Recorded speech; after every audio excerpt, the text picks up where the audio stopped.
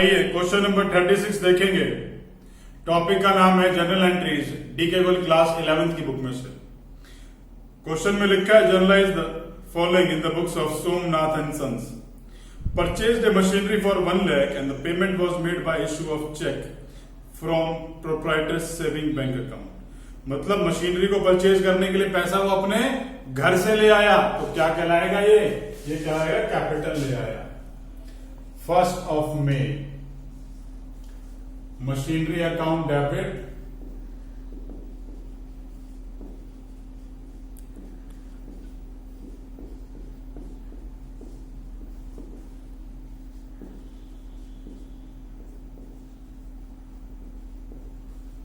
being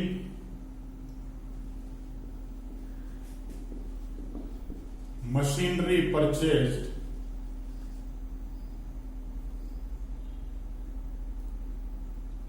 from owner's personal account, bank account. आइए आगे देखते हैं क्या लिखा है। Received an order from Chakraborty for goods of ₹4 lakh along with a check of 10% of the order as advance। तो भाई ऑर्डर मिलने की कोई एंट्री नहीं है अकाउंट्स में, लेकिन उसके साथ जो एडवांस आया है उसकी एंट्री की जाएगी। तो एंट्री हो गई advance from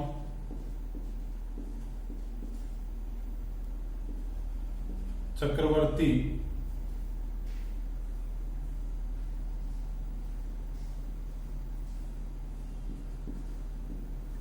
account debit to bank.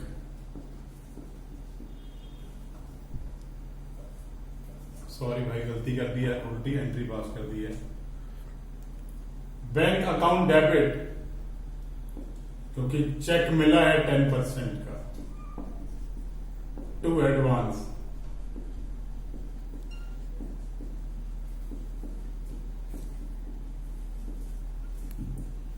To Chakraborty. Amount कितना है? 4 लाख का माल है, उसका 10% हो गया 40,000, तो यहां भी 40,000। ऊपर वाली फिगर भी नहीं डाली, उसे भी डाल देता हूं। 1 लाख रुपए की मशीनरी थी। being advance received May 8th of May, paid cash 8,000 to Dushyant and discount allowed by him। Dushyant को कैश दिया है भाई, तो Dushyant debit to cash to discount. कितने पैसे दी? अच्छा नरेशन डाल देता हूं पहले। Being cash paid to Dushyant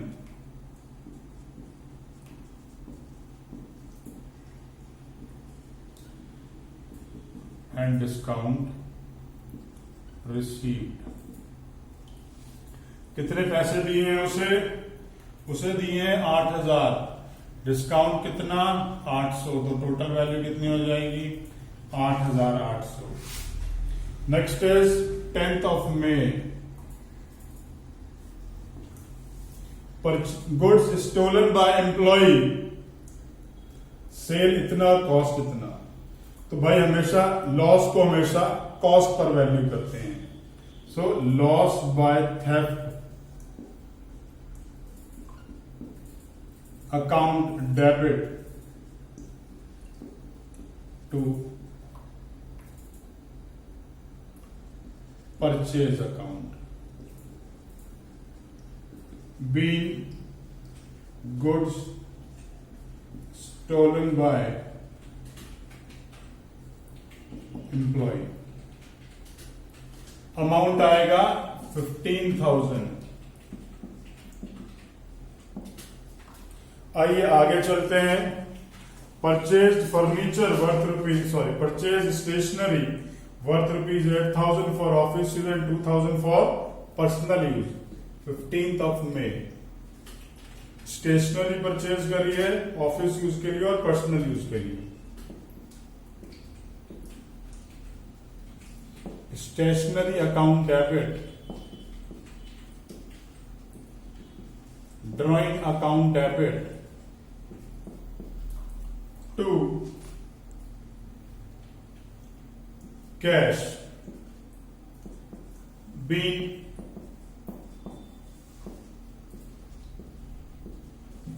stationery purchased for office and personal use। अब स्टेशनरी जो है ऑफिस यूज के लिए कितनी है? जो ऑफिस यूज के लिए है वो स्टेशनरी के नाम से आएगी, जो पर्सनल यूज के लिए है वो ड्राइंग्स के नाम से आएगी, और यहां पे टोटल आ गया। नेक्स्ट इज मई 15 के बाद मई 20। मनोज पे अस 5400 after deducting 10% for prompt payment. Immediate payment के लिए उसने 10% काट के हमें इतने पैसे दे दिए, तो cash account debit, discount account debit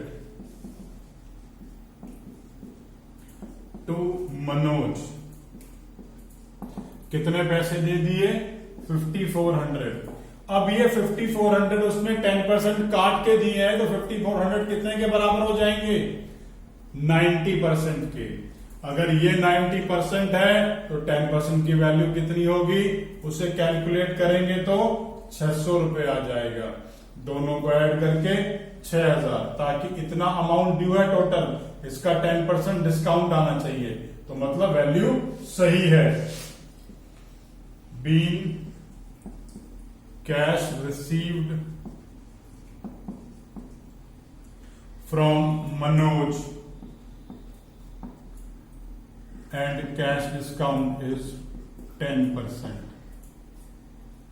ठीक है जी, आगे चलते हैं। मई 28 sold goods to Kuber costing 2 lakh at 25% above cost, less trade discount of 10% and cash discount of 5%. Kuber did not avail the cash discount. Kuber जो है वो कैश डिस्काउंट को avail नहीं करेगा। अब गुड्स की सेल करिए किसको? कुबेर को करिए, तो भाई लिख दिया कुबेर अकाउंट डेबिट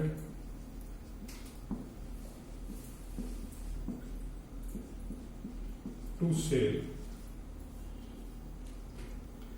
अब उसने पेमेंट नहीं दी, मतलब कैश डिस्काउंट उसने जो है डिस्काउंट अवेल नहीं करा, मतलब कोई पेमेंट नहीं हुई है, तो सिंपल यही एंट्री करके छोड़ दूंगा, Kuber account debit to sale. अब वैल्यू कैसे कैलकुलेट होगी उसकी छोटी सी नीचे वर्किंग बना दूंगा। ये वर्किंग आप पहले तो नरेशन डाल दूं फिर बताऊंगा। Being goods sold to Kuber, ये वर्किंग आप जर्नल एंट्री के फॉर्मेट के बाहर बनाइएगा। यहां मेरे पास स्पेस नहीं है इसलिए मैं यहां बना रहा हूं। कॉस्टिंग कितनी है भाई? 2 लाख। उसमें हमने प्रॉफिट जोड़ दिया 25,000 ऑफ 2 लाख।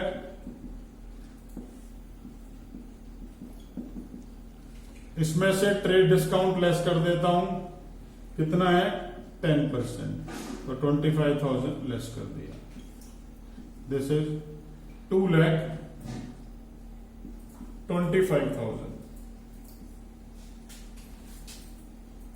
2,25,000। ये मेरी सेल की एंट्री आ गई। आइए इसका टोटल भी लगा लेते हैं।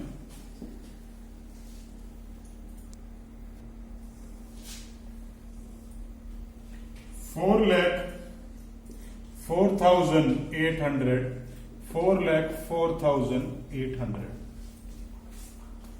फाइनली क्वेश्चन इसी तरीके से करके दिखाना है। क्वेश्चन में कोई भी डाउट आ रहा है नीचे कमेंट बॉक्स में कमेंट कर सकते हैं। अगर इस टॉपिक के ऊपर आपने मेरा वीडियो लेक्चर नहीं देखा है तो प्लीज उसे जरूर देखिएगा, क्योंकि उसको देखने से ये सारे टॉपिक हमेशा के लिए क्लियर हो जाएंगे। वीडियो अच्छी लगे तो लाइक बटन जरूर प्रेस कीजिएगा।